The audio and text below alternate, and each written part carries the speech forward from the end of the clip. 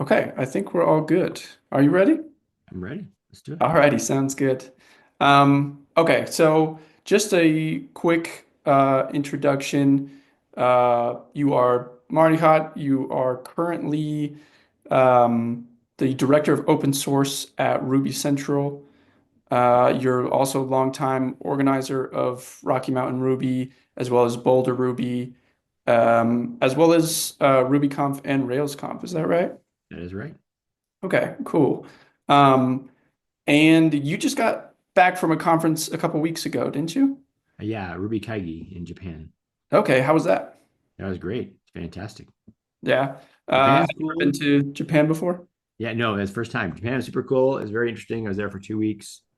So I enjoyed the food. I enjoyed just seeing everything there. I did some tourist stuff first to adjust to the new time zone, Yeah. and things are just so different over there. It's quite delightful, quite novel, and always something to explore.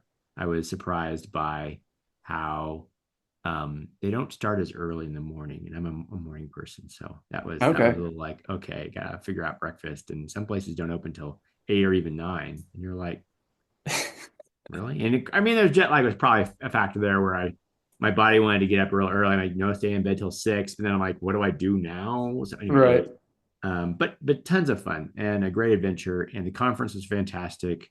There's over 1,500 attendees at Ruby Kaigi, which is quite a large Ruby event. For Ruby events, that's pretty darn large, Yeah. and just very vibrant, great conversations, a lot of excitement. So definitely, Cool. certainly, if you ever consider going to Japan for a conference, Ruby Kaigi is fantastic. Awesome. Did you like take anything from the conference? Did you get any ideas that you maybe want to bring back to conferences here? Yeah, I think the one thing that stuck, first of all, I would say that there's a lot of things they do that are uniquely Japanese that you can't replicate. However, they had a code party, which they called, and it was like old fashioned hacking. They set up tables and they had space. They had some food, but it actually wasn't. It was sort of like someone went and bought packaged food from a grocery store and brought Mhm. it, and it was like, if you need food, it was something, but it wasn't enough. And so, like, don't plan on it for dinner. I didn't do that, Yeah. but it was really quite pleasant, and it made me think about that sometimes in the evening it would be good to give attendees the option to come and hang out in a large space and just hack. Like, it's not drinking, it's not a party, it's not even structured. It doesn't have to be structured. It could be loosely structured. And Mhm. by giving that space and setting it up and letting people know that's happening, that can be quite nice. And I've seen this at events in the past, and it's not something we really think about. So I thought, oh, what a great name, Code Party, first of all, Yeah. and sort of like Hack Space or Hack Night or something, you Uh-huh. know, Code Party. Yeah. Cool. Yeah. That is a great idea. Um, okay. So jumping into some first conference specific type questions. Um, because I'm planning to organize a conference and I've never done this before, I'd like to hear about your first conference. How big was it? How did it come together? How did you feel afterwards? Right. So actually, the first conference I was involved with was not my own.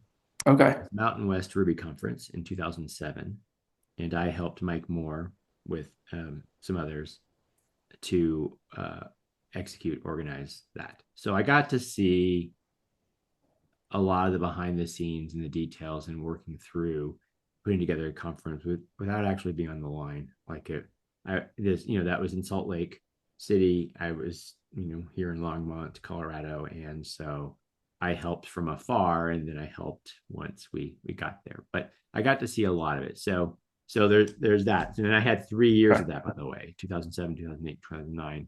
Okay, And gotcha. then in 2010, I split off and did my own thing, which was Rocky Mountain Ruby.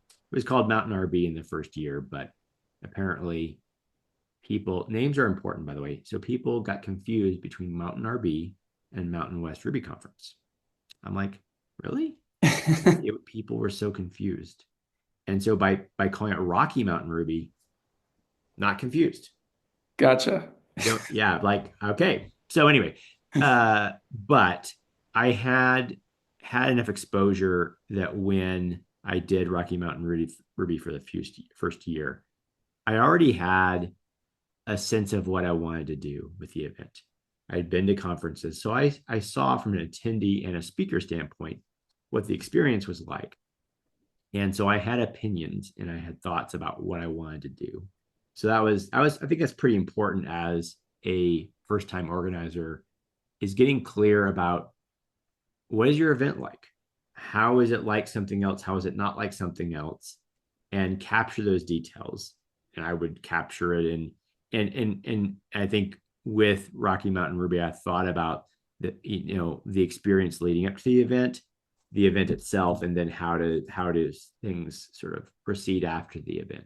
So I'd write out like an itinerary. I'd write out the timeline of everything Hmm. and all the details as much as I could think through, because a lot of times with events, it's just a lot of details. Right. If you miss something, then that I mean, not that it's depending on what you miss, I guess it's not like the end of the world, but it can sour the event depending on what that is. Yeah. Gotcha. Um, how big was the first Rocky Mountain Ruby? We were, I think, about 190. 190. Okay. And one thing I'm kind of thinking about right now is how, I guess I don't want it to be huge because I don't want the added complexity of that or to make the logistics harder and also to, mitigate financial risk, I guess. Yeah. But I also, I don't want to go too small. And I guess it also largely depends on what venue I can get and what venue I like. Is that is that maybe the right way to go about it, to maybe just go out and look at venues, and if I find one that I like that can hold, between 100 and 200 people, then go with that as the number? I mean, I think that's good. I certainly wouldn't suggest you go over 200. Okay. Yeah. Like there's nothing wrong with erring on the side of smaller. Yeah. There is a point where, if it's too small, the format may not work so well. So if you had like 30 people, Right. that's a meetup. Okay. It can be in a retreat. Now you could do a retreat where Right. it's like a small groups and it could be that size. But again, that kind of comes back to format. So if you're thinking Mm, of like the traditional, we have speakers, there's a stage and all of mm, that single track conference, then you're talking like that 75 to 200 range.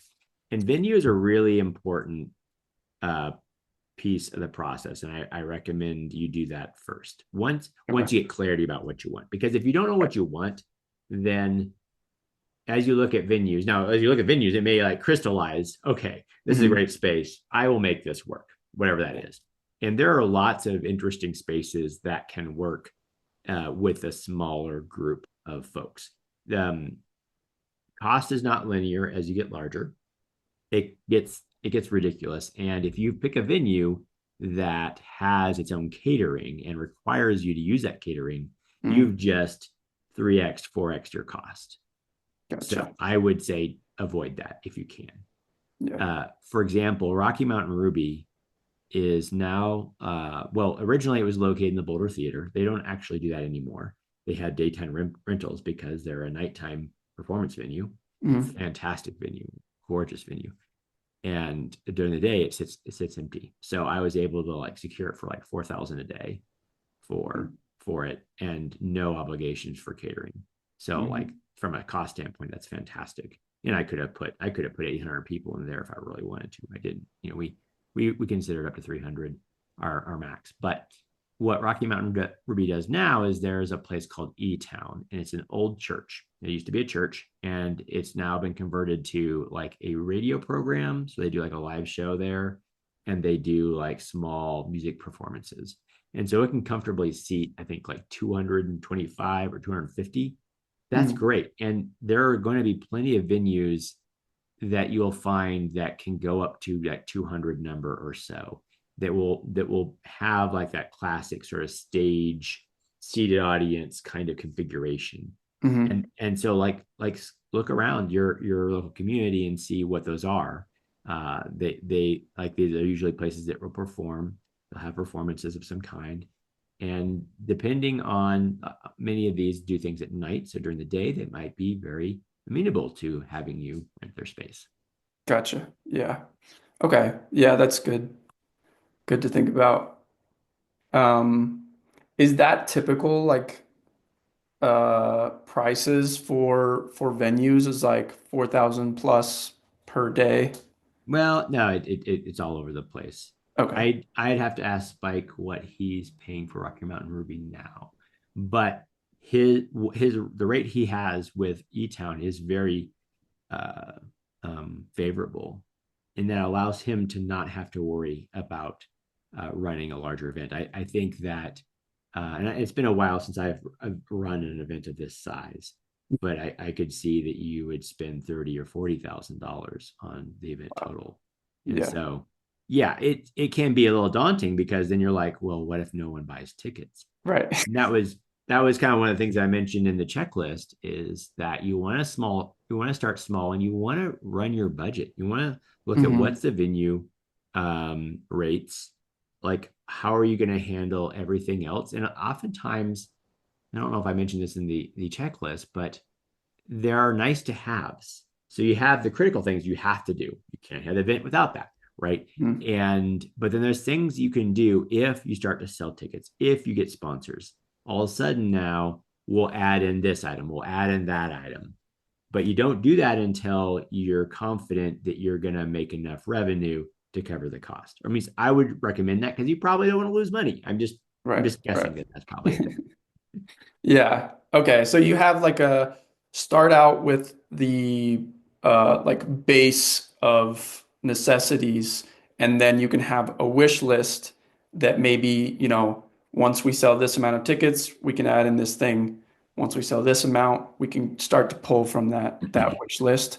But at least we know that baseline budget and yeah, that we can have a conference at that baseline.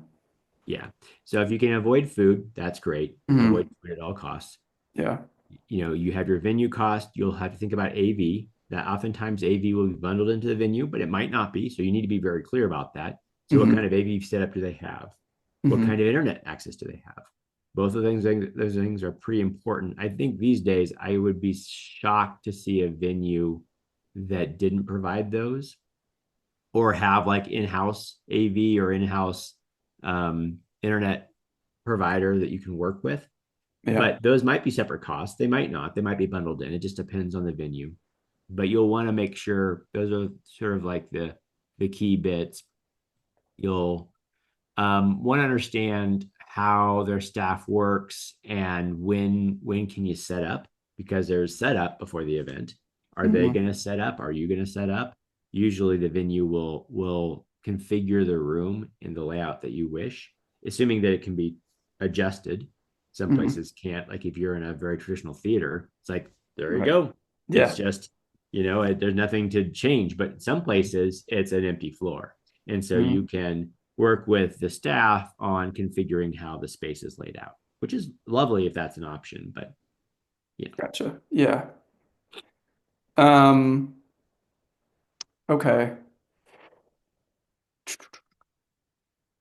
So one of the big questions that I have is I know that I'll probably need to start some sort of LLC or organization or something like that, but I don't know the details on that. How are these typically run, and what is like the simplest, version of that I can do?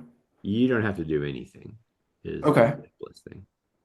But you should understand, I don't know how savvy you are with taxes and all that, but you have to understand that uh, you're going to have revenue and you're going to have expenses. And Mm-hmm. ultimately, you want them to cancel each other out, or at least Mm-hmm. as close as possible. So, oftentimes, people will set up an LLC because they don't want the liability and the entity that is running everything to be themselves personally.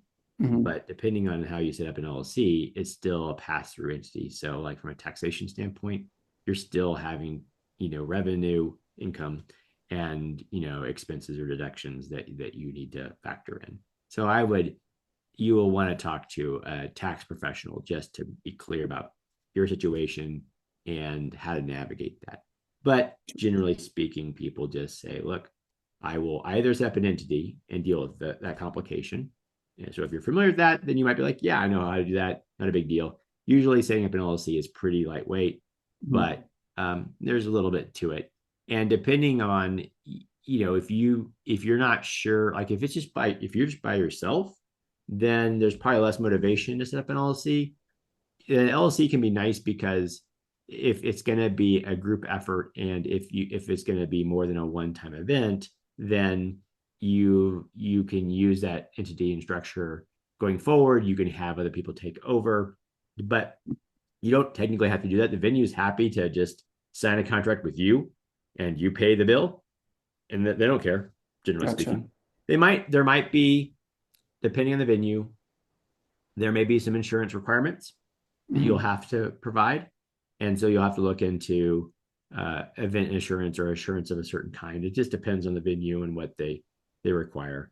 And usually you want some level of insurance just in case something goes wrong. You don't want to be completely exposed. But uh, um, I think you can ask other organizers. Since I haven't done a personal event in a long time, I'm Yeah. not as, like, Ruby Central has its own insurance, but it's a different level. Right. Right. Yeah. Like asking Spike, like, Spike, what did you do? Or some of the other regional conference organizers, what they're doing now for insurance. I think it's a good thing to check in. Right. Um, how would you determine ticket prices for like a small first event? Are you like calculating that based off of like maybe some numbers that you find out about the venue or something like that? Or Yeah, you should do a budget. So Mhm. your budget should be like, what are all the expenses you know about? So there's venue, if you're doing any food, if you're doing like t-shirts or your AV costs, you just start to add those things up and you'll know where you stand. Okay. And at that point, then depending on how, like, if you are able to find a very affordable place, then you have tons of options. And so pricing is an exercise. It should be informed by by your budget, by what you calculate, what you forecast. So how many people do you expect to be able to pull into the venue? What happens if you can only, like, let's say you're shooting for 125 people. What happens if you only sell 50 tickets? Mm. How does that play with the budget? Right. You can always give away tickets. You can seek out sponsors, and so sometimes people will find a sponsor or two before Hmm. they set ticket prices because they'll use the sponsor to help cover costs to lower ticket prices. So Right. if your ticket is too expensive, then people won't come. The other thing you have to think about is, how attractive is your conference from a content programming standpoint? If your program isn't very compelling, then people may not buy tickets no matter what the cost is. So you Right. have to think about the draw of your event. Do you have any sort of more well-known, larger name type people in the community that are speaking about something that's fairly motivating, engaging? So Hmm. when you start thinking about programming, you think about who's your keynoting or who's anchoring your conference, Right. and how confident are you that you can pull in speakers. Now, if you're doing a Ruby event, there is the speaker circuit. So there's speakers that love to speak at all the events, and Mm. so, like, getting speakers is not a concern for Ruby events, generally speaking. Okay. But that's not true for every every space. So I think like when you think about the event, what's the purpose of it? What are you trying to accomplish with it? What are the Hmm. goals?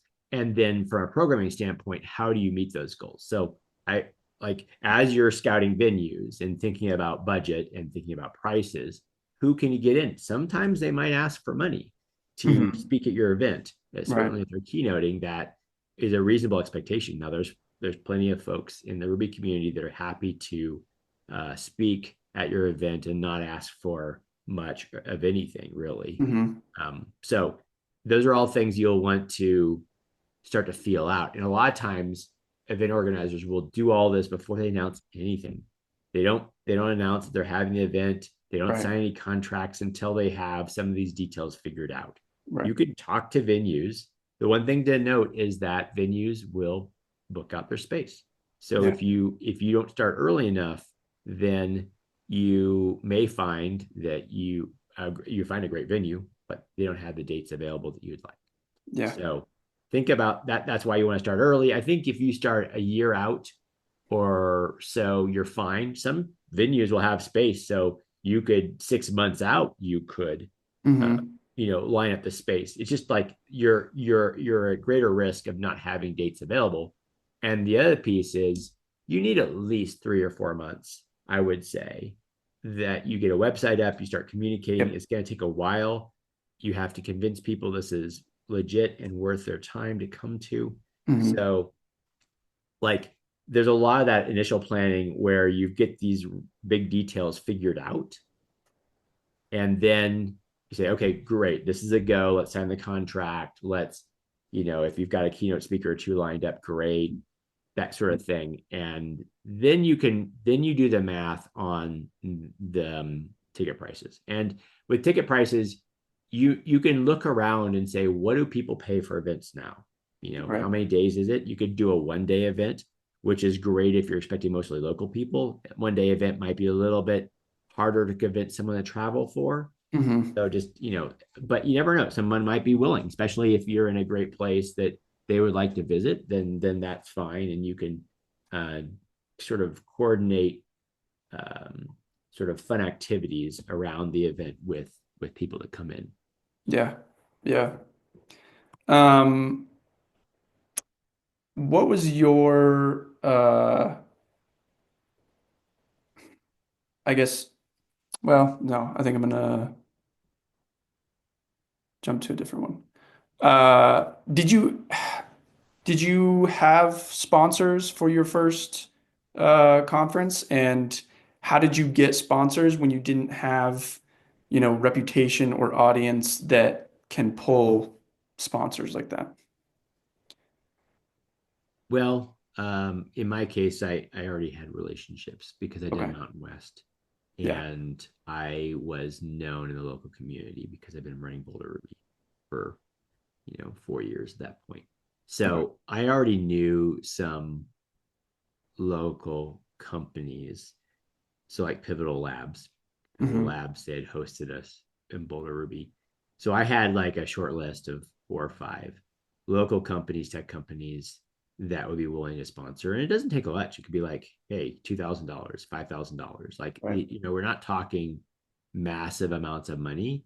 Hmm. And oftentimes, especially companies with a local presence, once they see your plan, and like with Ruby events, they know that Ruby events have been successful. So part of it is like, what's your local population like? Do you have a regular number of Rubyists or whoever who are attending meetups or whatever that you could like start to talk up this event and get them to tell their friends and their peers. You could find maybe a few local companies that would love to send their engineering team to the event. So you can do all that ahead of time. So Hmm. as you start to build that up, one, that's a natural thing for them to become sponsors. Right.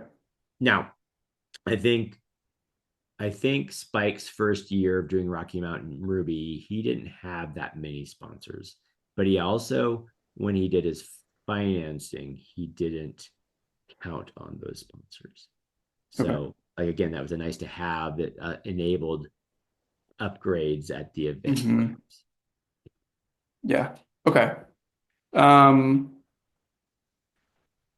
all right, we got about 5 minutes left here. What is, can you think of like a small thing that you did that maybe had an outsized or unexpected impact on a conference?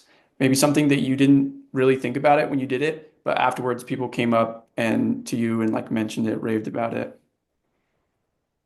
I mean, one of the things that I did that I was surprised by how well it did was the Guides and Scholars program. Okay, yeah. And that really, blew up in ways that were just delightful. And it's that concept of like pairing people who are new, who are maybe intimidated by the event, with people who are nice and can um, guide them along, help them, Yeah.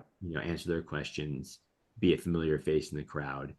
And also the cohort model with that was pretty fantastic. So, these newer folks could band together and then they'd have this great, they made a friend. And now it's less intimidating because they did that. So that was something that I didn't expect to have as much impact as it did.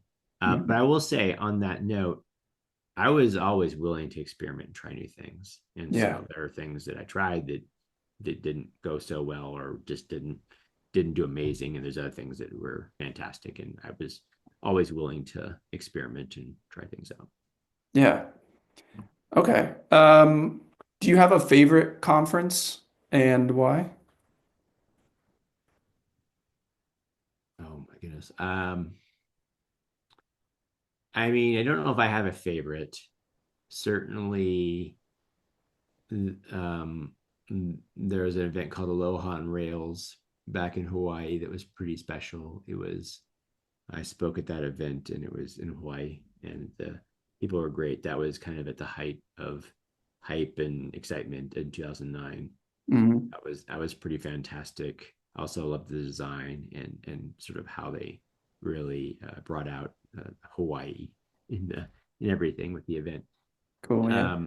I enjoyed New Orleans 2010 really stood out for me, RubyConf. Is that again because of like the local piece, like how it tied it into where it was, I or? mean, yeah, definitely. I think that the events that really stood out. It was a number of factors for me. One, it was like the location and what it brought to the event, but also like what was happening, in the program, in the hallway track, sort of like things that sort of happened after the event, the hanging out with folks. The 2010, there was a pretty heavy drinking culture, so that was maybe a little excessive. But of course, we're New Orleans, so I guess maybe that's on point. Right. Yeah. But it was just a lot of fun. I think there was just it was that connection to people. Usually, that's for me the conferences that make the most impact are that connection to people, and so I Hmm. think that's important. There's a book, by the way, if you like reading, called The Art of Gathering by Bria Parker. And this really talks about sort of the intentions of when you're putting together an event, what you want the experience to be and why, and how you go about being intentional with the logistics of an event to really have that impact. And I think that's something that as a smaller event, you have more control over, Yeah. more options. Yeah. Awesome. Yeah, I would definitely check out that book. Um, okay, just one or two more. Is there anything that you're, I guess, besides guides and scholars, like a cool thing that you've done at your conference that, or at a conference that you've helped organize that you're especially proud of? I Yeah, I don't know. I'm not sure what I would say to that. I think that paying attention to giving people space to talk and Mhm. food and drink, is that's a magical combo. Mhm. that like how the room is laid out, how food and drink is handled, and sort of like enabling conversation and gathering. I think that's always those are fantastic things to think about at your event and how you can pull that in. And the thing is, once you set the space, it just happens. Magic happens. Yeah. So, and that's true of a lot of events. Really, it's all the prep that goes into it, and then things just happen when people get together. So, I Yeah. don't know if that's a great answer, but No, that's no, I like that. I like that. Okay, last question. Who should I talk to next? Specifically organizers, I guess, people that have yeah. I done mean, this. like I think Spike Hmm. Lacqua at Rocky Mountain Ruby is a great person to talk to Okay. because he's doing it. He's dealing with all these things, and it'd be a similar size. Hmm. Um, I think there's a channel in the Ruby Central Community Slack for event organizers. I'll have to look to see if that's true. Can't remember if we have one for event organizer, if it's just meetup organizers. But Yeah. that Slack has all those organizers are there. And Okay. so even if there isn't a channel dedicated to it, I'm sure you could just post in the social random channel. But the that's where I would seek them out because Okay. there's plenty of other organizers that have done this lately at this size. You should Okay. definitely. Awesome. I will do that. Alrighty. Thank you so much for your time, Cool. Marty. Yeah, It you're was great welcome. talking to Good you. luck. Thank you so I want to hear much. all about it. Let me know how it goes. Alrighty. I am Yeah. doing a whole kind of blog on the process of organizing it. I haven't started it yet, but that's also part of my marketing plan is that maybe if I can kind Yeah. of document this process and show it to people that will also interest them in coming to see it because it's the whole story of how it came together and then you want to be there because you saw it, come together. Yeah. So, Yeah. Definitely. um, Networking is yeah. fantastic. You should always network. Yeah, yeah, But yeah. yeah. Good. So Love yeah, it. I'll send that to you when I get that up. And Cool. again, thank you, and Yeah. we'll be in touch. Sounds good. All right. See you Alrighty. later. Take Bye. care.